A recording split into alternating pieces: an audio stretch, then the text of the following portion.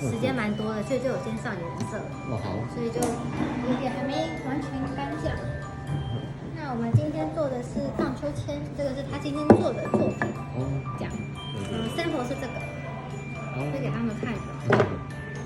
那它主要就是，第一个是要练习他们的锯切，还有像那个我们的洞啊，我们的棒子是5号的。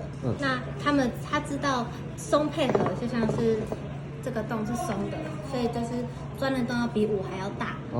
那这里的话是固定的，所以这里的话就是比5还要小。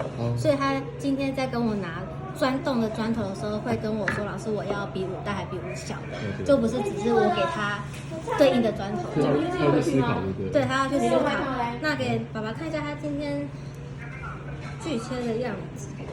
你有外套吗？你有外套吗？对。手还蛮有力气的。对，因为刚好这个木头比较薄，像这个木头比较厚的话，就会用另外一种锯子锯。对，比较要一点力气这样。今天主要是要他们的那个发想，造型发想。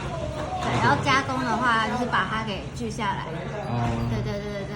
所以他今天的话，像前后这2片是一样的形状，所以它其实是粘在一起锯的，所以会锯的一模一样。对，就是这里，对，就是一样的地方。